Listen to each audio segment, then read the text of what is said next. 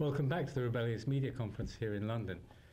I'm talking to Michael Albert, the founder of Znet, which John Pilger has described as the leading samizdat of our age. But Michael, you have a number of other interests, and one which particularly intrigues me is Pareconomics. Mm-hmm. Could you describe in simple terms for the lay person, I'm sure you get asked this a lot, to describe Pareconomics? That's the only way I ever describe it, because I don't believe in obscure formulations, or at least I try. It's meant to be an alternative to capitalism, and also an alternative to what used to go under the name socialism. It's not a blueprint, it's not a detailed picture, because such a thing is impossible. And in any case, an economy is a complex thing, and it'll change from firm to firm and place to place. So what it is what are the key institutional arrangements that we need if an economy is going to be truly liberating, if an economy isn't going to have some people are above others and trampling them down, if an economy is going to have equity and people are going to control their own lives and solidarity and so on. And so there are really four institutional elements of participatory economics. And the first one is Workers and Consumers Council, something that's not unusual. It's occurred throughout history. It occurs recently in many places. It's basically just a venue. It's basically saying workers in a workplace, if they're going to self-manage, if they're going to be participating in the decisions, they need a place, so it's called a Workers' Council. And what kind of way do they make decisions? Well, sometimes they do democracy, majority rules, but other decisions require some other algorithm, some other, that's a technical term for some other method to arrive at a conclusion, maybe consensus, maybe you need 3/4, maybe et cetera, et cetera. Sometimes a group decides because it's a subdivision of the whole workplace. Okay, so we have self-managing workers' council. Yeah. Next thing we have is you got to get an income. Right? So what's your share in income? And the Parecon. What do you deserve? Yeah, for the work that you do. How much should I get? How much should you get? How much should others get? Because this is what is radical about Pareconomics in strict socially, in old-fashioned socialist terms, isn't it? The next thing is even more radical in old-fashioned terms. But this thing is radical in old-fashioned socialist terms, yes, because the old-fashioned socialist might say, well, you should get back an equivalent to the amount you produce. And I don't believe in that, because I think that means, first of all, that you get more if you are genetically endowed with some special, you have Frank Sinatra's voice, you have Michael Jordan's basketball skills, now you produce more, and you produce things that people value. You get back huge income. I don't believe in that. And I don't think we have to shower people with wealth on top of the luck in the genetic lottery. If you have better tools, you would get more. If you happen to produce something that's more valued, you'd get more. All luck. I don't want to remunerate for that. So what Parecon says is that we should get more if we work longer. We should get more if we work harder, and we should get more if we work at worse conditions, right? And that's it, as long as we're doing socially valuable labor. So for instance, somebody who deals with clinical waste in a hospital would earn a lot more than me, who sits behind a computer. If we keep the job definition, and that's the next thing we're going to talk about, if we keep it the way it is now, the person who cleans bedpans would earn more if they work even the same amount of time than the surgeon, because they work under worse conditions and it's more onerous, and they probably work harder too. But if it was the reverse, then the surgeon would earn more, and if they work longer hours, they'd earn more, and so on. Yeah, that's exactly what it means. Mozart produces in 20 minutes something that lasts for 10,000 years. Salieri produces something that's credible, that's valuable, that's worthy, but not as much. They get for how long they work, how hard they work, and the onerousness of the conditions under the work, not for the value of the product. Okay. The next thing is the division of labor. The current division of labor is roughly like this. We have a workplace. There's all sorts of tasks that have to be done. That's just the way it is, no matter what. Okay, how do we combine those tasks together into a job that you might do or I might do?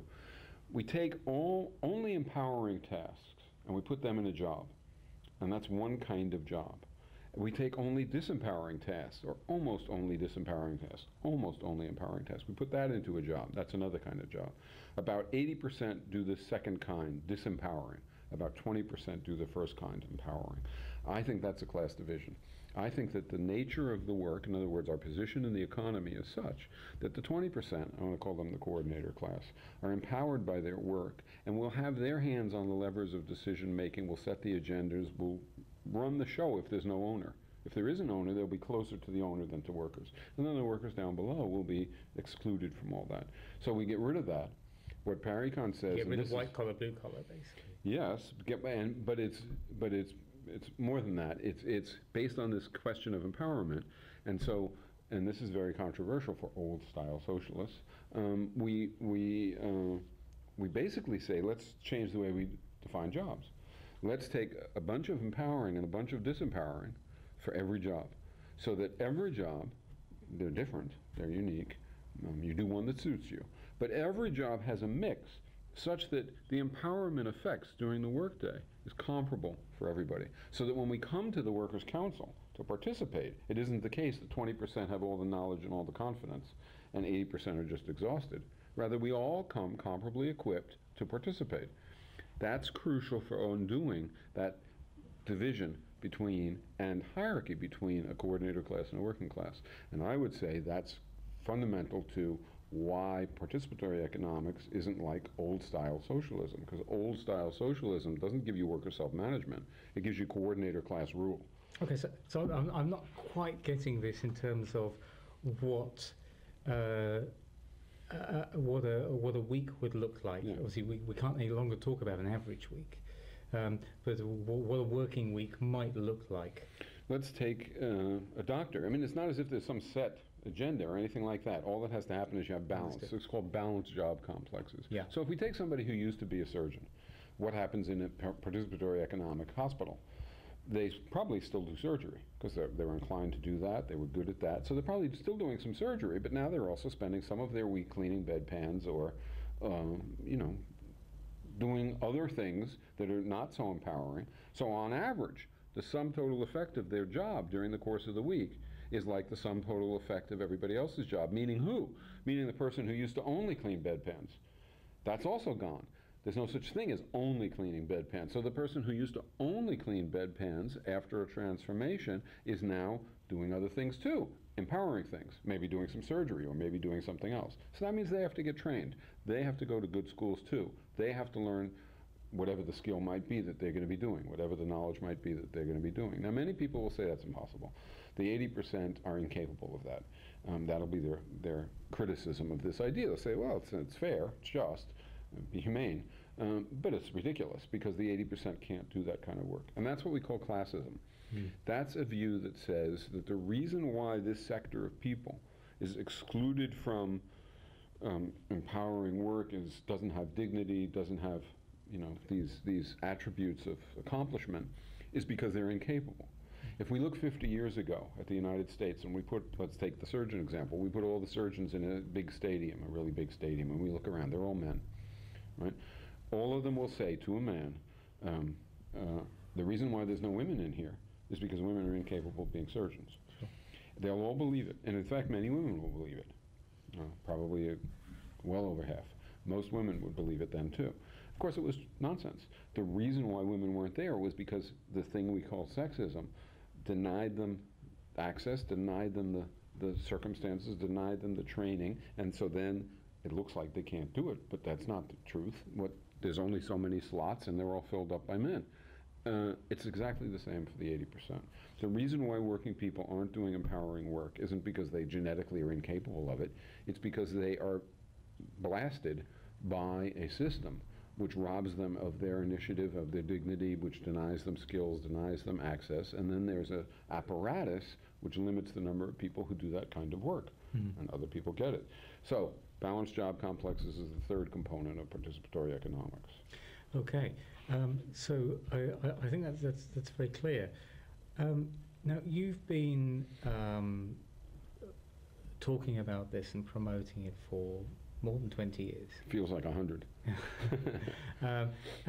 Are there any places, first of all, are there examples of societies, or are there any places where it's working, even if only on a microcosmic level? There's another element, which is the allocation system, which is participatory planning. We don't have to talk about it, but I just want people to know there's a fourth element, and it's an important element.